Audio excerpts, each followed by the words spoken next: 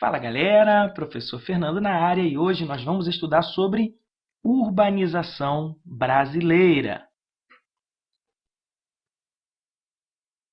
Vamos retomar aqui um dos conceitos que a gente já discutiu. Urbanização. O que é urbanização?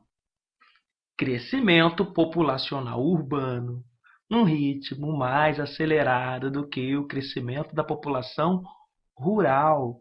A gente já discutiu sobre isso e eu queria falar para vocês que no Brasil esse processo se deu basicamente a partir de 1930.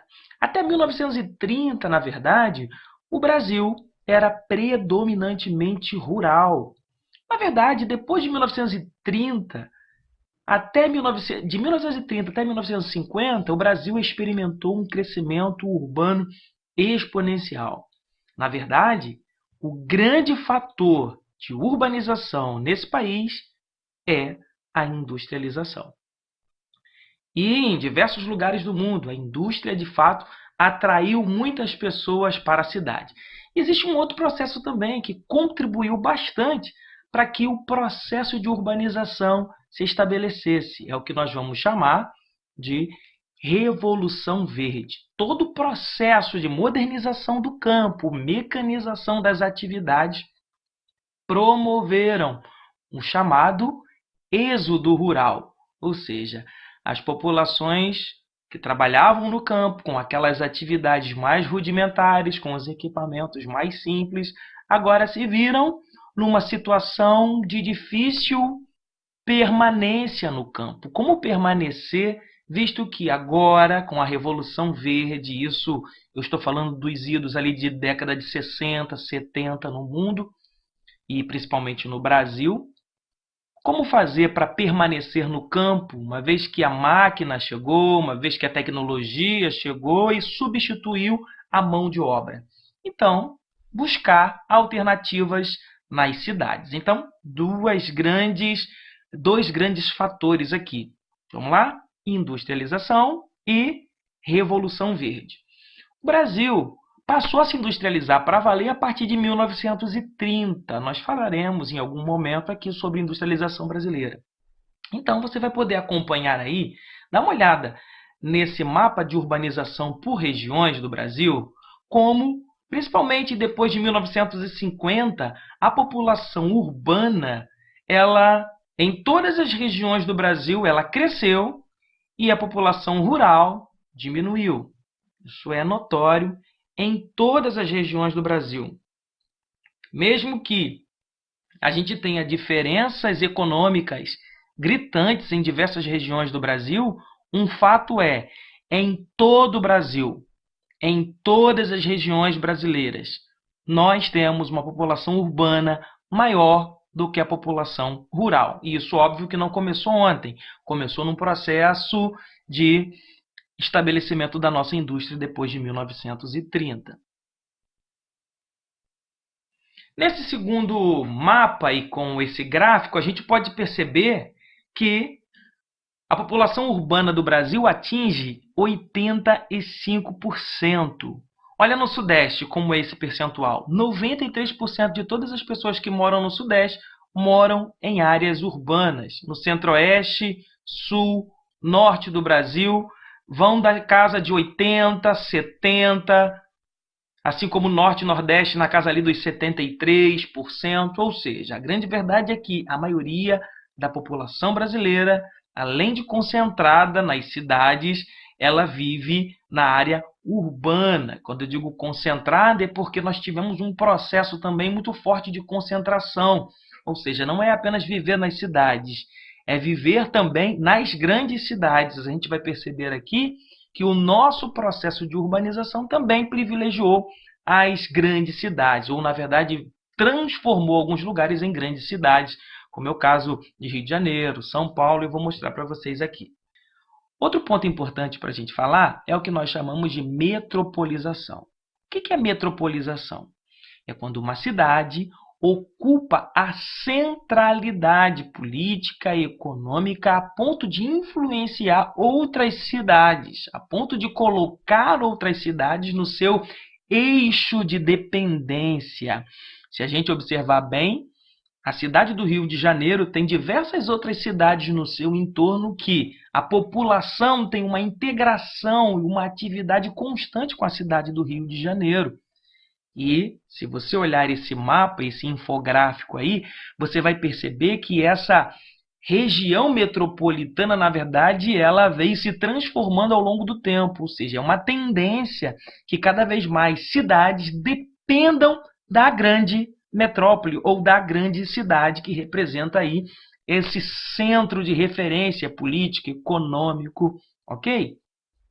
Regiões metropolitanas foram reconhecidas pela lei no Brasil em 1970 e reafirmadas em 1988 na nossa Constituição Federal, que também reconheceu um outro instrumento que passou a ser chamado de Regiões Integradas de Desenvolvimento, ou RIDs. Está aí para você o que significa RID. Tá?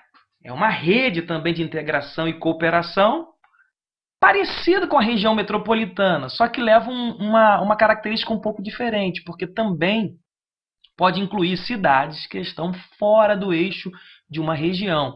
Por exemplo, vamos dizer que tem uma cidade muito importante na região sudeste e que essa cidade também tem uma influência muito grande em cidades da região sul do Brasil. Isso seria uma região integrada de desenvolvimento. Qual é a grande questão aí? É para pensar os problemas para além dos locais. Vamos pensar assim, os problemas urbanos. Eles são típicos de uma cidade apenas? Ou eles são problemas de uma região? Certo? Se há uma cidade integrada e dentro dessa integração diversas outras e existem problemas urbanos ali, não adianta você resolver um problema pontual, você precisa resolver um problema regional. Vamos dizer que o transporte é um problema regional. Claro, não é um problema local apenas. Então, quando eu falo de RIDs, eu estou falando o seguinte. Eu estou falando que há uma proposta de planejamento urbano integrado. Ok? Quanto à metropolização, vocês podem perceber aí as principais regiões metropolitanas do Brasil. Olhem nesse mapa. Características: grande concentração populacional e econômica acabou determinando o que nós vamos chamar de uma sequência de conurbações, originando isso aí, regiões metropolitanas, ou seja, áreas administrativas formadas por essa metrópole, pela grande metrópole, e as cidades menores que estão ali conurbadas, que estão no entorno dessa cidade, certo? Um outro exemplo que eu trago para vocês aí é esse mapa, que mostra a integração da cidade do Rio de Janeiro com a cidade de São Paulo. Falei isso no vídeo anterior. Isso tem um nome, certo? Nós estamos aqui num processo de formação da nossa megalópole.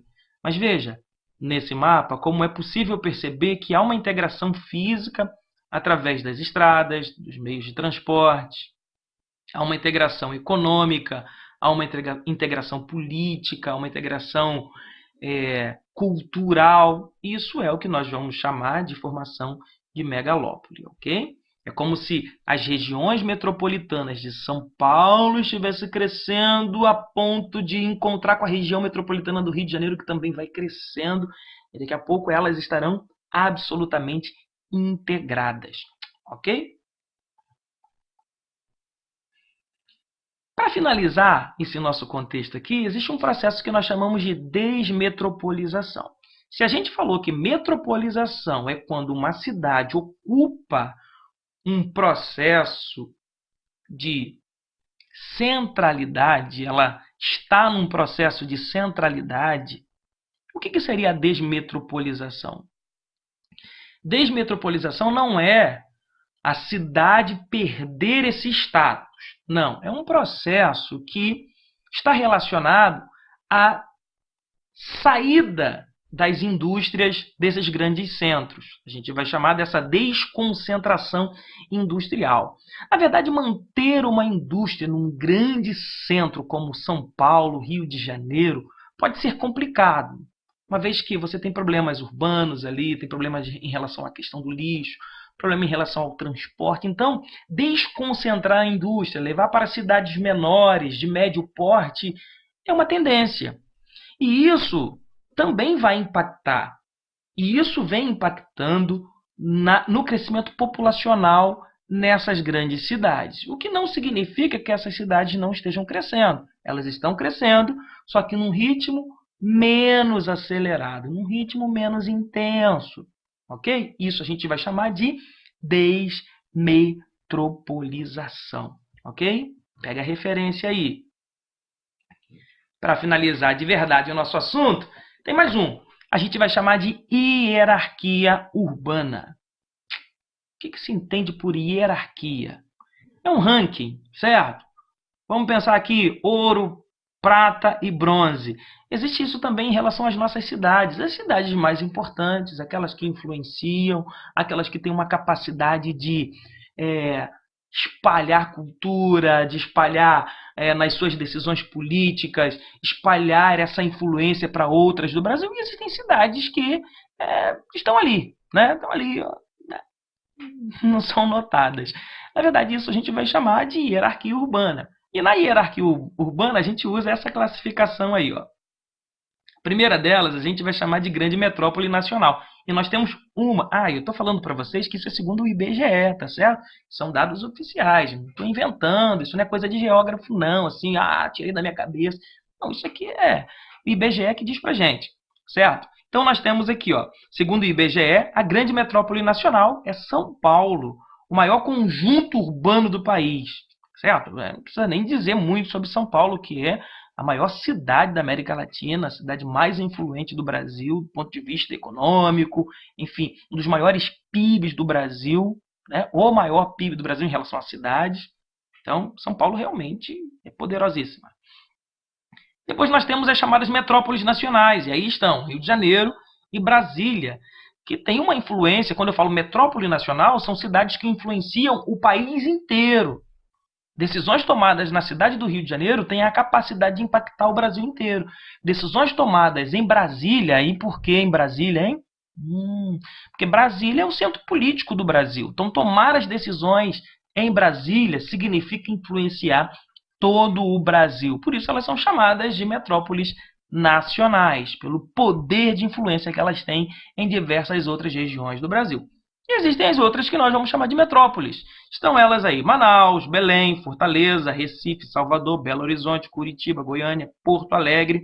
Constitui esse segundo nível de gestão territorial. E aí existem outras classificações. A gente pode dizer também, existem as chamadas capitais regionais, centros sub-regionais, enfim, essa hierarquia vem descendo até as cidades menores do Brasil. Para você ter uma ideia, o Brasil tem mais de 5.000 cidades. E nesse contexto das mais de 5.000 cidades, uma grande realidade é que a maioria delas são cidades pequenas, cidades com de 5 a 20 mil habitantes, são cidades pequenininhas. Essa é a grande verdade do Brasil. Então, elas acabam dependendo muito da relação com a metrópole, que é um processo que a gente conhece bem aqui no Rio de Janeiro, né? Eu moro numa cidade chamada Silva Jardim e a dependência que a gente tem com outras cidades aqui é muito grande.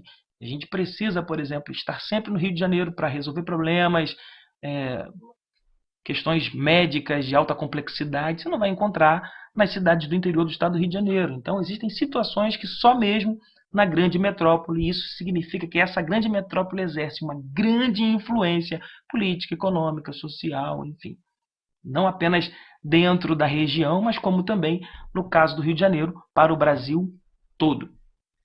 E agora a gente finaliza para valer, explicando para vocês o que significa uma rede urbana. Rede, conexões, é isso. Na verdade, a rede urbana é o conjunto de cidades e centros urbanos que estão articulados territorialmente. Como eles estão ligados entre si?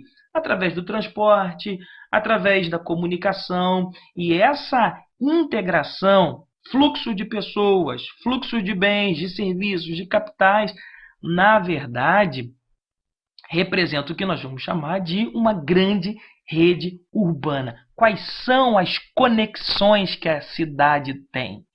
ela está conectada a que outros espaços, a que outros ambientes, está conectada com outras cidades, mas de que maneira? Através da relação das suas pessoas que vão e voltam todos os dias, que fazem negócios, que trabalham, que usam o transporte, enfim, essas são as conexões que as cidades têm. Isso a gente chama de rede urbana. É isso, galera. Tamo junto e até a próxima!